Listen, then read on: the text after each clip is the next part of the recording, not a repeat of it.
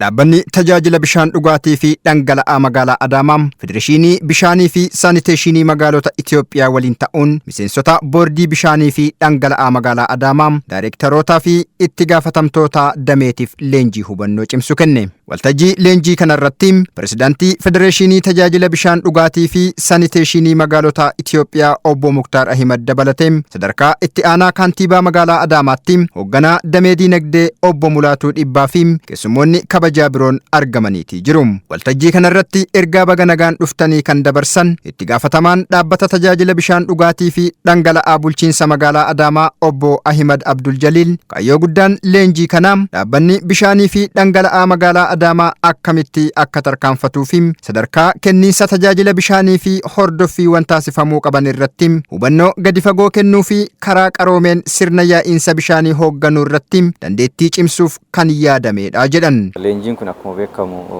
kaayyoolee gurguddoo of keessaa qaba. Kaayyoon guddichi leenjii kanaa jalqaba dhaabbanni bishaanii gara fuulduraatti akkamitti tarkaanfachuu danda'a kan jedhu kana hooggantoota boordii dhaabbatichaa ta'anii fi maanijimentii keenya duukaa leenjiin akka kennamu kan mijeessine. Kanarratti ammoo Federeeshiniin dhaabbilee bishaan Itoophiyaa qindeessummaadhaan dhaabbanni keenya ammoo waan hunda mijeessuudhaan kan leenjii kana jalqabne. Leenjiin kun guyyoota lamaa fi itti fufee taasifama.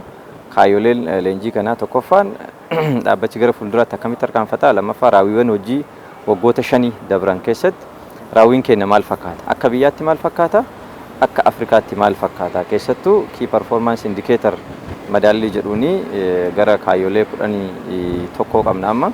Kaayyooleen 11 kunniin madaalamanii akka dhaabbata bishaanii sadarkaa maaliirra jirra, maal fooyyessuus qabna, iddoo hanqina keenyaallee adda baasnee akka ilaaluu dandeenyu gabaasa kanaan kan dhiyaatudha. Kan biraa qabeenyi dhaabbatichaa bulchuudhaan qindeessuudhaan gara fuulduraatti horataalee jiru kana gara investimentiitti dhaabbata guddaa korporeeshiniitti abbaa taayitaatti guddachuu danda'u waan ta'eef isa kanarrattis sirna bulchiinsaa keenya irratti leenjiin kan kennamudha. Gama biraatiin immoo walumaa galatti dhaabbatichi akka enterpiraayiziitti maal yoo hojjete bu'aa qabeessa ta'uu danda'a, maal yoo hojjete tajaajila ummatummaa isaa sana mirkaneessuu danda'a kan irratti illee leenjii guddaatu kennama. Leenjii kana kan kennan Pirezidaantii Federeeshinii Tajaajila Bishaan Dhugaatii fi Saaniteeshinii magaalota Itoophiyaa Obbo Muktaar Ahimad yoo ta'u, aangoo fi gahee miseensota boordii dhaabbata bishaanii fi dhangala'aa jabaa ta'ee fi hooggansa raawwachiisuuf ofitti amanamummaa qabu uumuu akka ta'e leenjicha keessatti kaasaniiti jiru. Rakkoolee uumamu kamiifuu gahuumsaan furmaanni hatattamaa akka kennamu gochuun sirna faayinaansii fi qabeenya dhaabbatichaa to'achuun sarara yaa'iinsaa fi akkaataa qabiinsa bishaanii irratti hordoffii cimaa gochuun qaamolee dhimmoonni ilaallataniif gabaasa kennuu fi kanneen biroo leenjicha keessatti bal'inaan tuqaniiti jiru. Miseensonni boordii fi qaamoleen leenjii kanarratti qooda fudhatan yaada kennaniin kanaan dura hubannoo baay'ee hin qabnu ture, amma garuu leenjii kanaan aangoo fi gahee keenya sirriitti hubanneerra jedhan. Dabalataanis dhaabbanni bishaanii magaalaa keenya dorgommii sadarkaa Afrikaatti jiruun sadarkaa gaariirratti argama jedhanii caalatti dorgomaa ta'uuf qulqullina bishaanii dabalatee tajaajiloota biroo irratti si'aayinaan ni hojjannas jedhaniiti jiru. Maqaan koo Bariisoo jedhama, miseensuma boordii kana.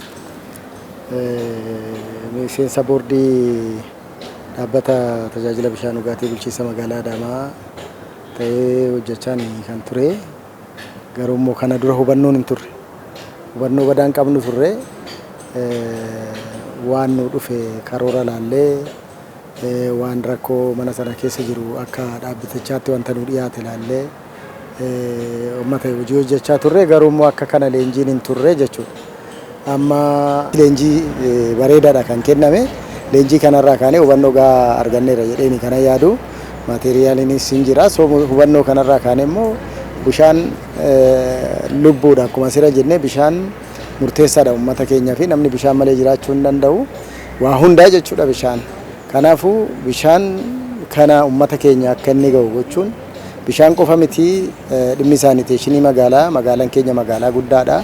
Maal ta'u irra jiraataa waan jedhu hubannoo arganneeti kan jirru. So waste managementiin kun irratti sirriitti hojjechuun nurra jiraata. Darbee immoo beeknee irra hubannoo arganne irra waan ta'eef hubannoo kana bu'uura godhachuutiin bishaan qulqulluun magaalaa keenyaaf akka inni gahuuf dhaabbaticha cinaa dhaabannee akka boorditti dhaabbaticha gargaarree fedhii fi faayidaa uummata keenyaa gama kanaan jiru guutuudhaaf kan hojjennu ta'a jechuudha. Maqaan koo Aminaan Kushii jedhama. Miseensa boordii dhaabbata bishaan dhugaatii dhangala'aa magaalaa Adaamaatii fi bakka buutuu caffee mootummaa naannoo Oromiyaati. Kanaan dura akkuma beekamu boordiin gaheen isaa ifatti hin beekamu jechuudha. Hojii boordiin hojjechaa ture keessaa inni guddaan karoora waajjiraa mirkaneessuu, gabaasa waajjiraa laaluu, hojii qorachuu, hojii dhiyaatee laalee deebii kennuu fi dhimmoota murtee barbaadan tokko tokko irratti murtee kennuu ture. Amma garuu leenjii guyyaa hadhaa kanarraa waa lama hubadhee jira jechuudha. Tokkoffaa aangoo fi gaheen boordii maal akka ta'e. Aangoo fi gaheen boordii daangaas qaba, eessarraa hanga eessaa akka ta'ee fi boordiin akka maal hojjetullee hubadhee jira jechuudha. Inni biraa leenjii kanarraa inni lammaffaan hubadhe dhaabbanni bishaan dhugaatii dhangala'aa magaalaa Adaamaa raawwii waggaa 5tiin KPIS jedhu dorgommiin isaa biyyoota Afrikaa wajjin yoo ilaallu hundaa parsantii bareedarra jira jechuudha. Dhiyeessii bishaanii irratti sirriitti akka hojjechuu qabnuu fi ispeeshaalii piroojeektiin guddichi Moojoo Adaamaa uummanni magaalaa Adaamaa eegaa jiru dafee sardamee sa'aatii jedhamsan uummata bira sa'aatii 24 guutuu kennuu qaban. Sadarkaa itti aanaa kantiibaa magaalaa Adaamaatti hoogganaan damee diinagdee obbo Mulaatuu Dhibbaa gama isaaniitiin bishaan lubbuu jiraachisaa jedhan. Yoo bishaan hin jirre uumamni hundi ni gogaam ni badaam. Kanaaf uumama kana jiraachisuuf dhaabbaticha jabeessuun dirqamaa jedhaniim kallattii gara fuulduraas akeekaniitii jiru. ውሃ ህይወት ሰጪ ነው። ደረቀ ጠፋ የሚባለው ውሃ ከሌለ ብቻ ነው። አመራር ለውጥ የሚያመጣ ነገሮችን ትራንስፎርም የሚያደርግ ችግሮችን የሚፈታ ችግር ፈቺ አመራር በዚህ ቦታ ተመድበዋል። ደከመኝ ሰለቸኝ ሳይል በብዙ ቦታ ሰርቶ እናንተንም እያገለገለ ስለሆነ ቦርዱ በዚህ ሊመካ ሊደሰት ይገባል። ብዙም ልትተባበሩ ይገባል። ዱመረቲስ በኪ መደ ቢሻኒ ጉዳን ቆቀት አርገሙ ዳውተሜቲ ጅራም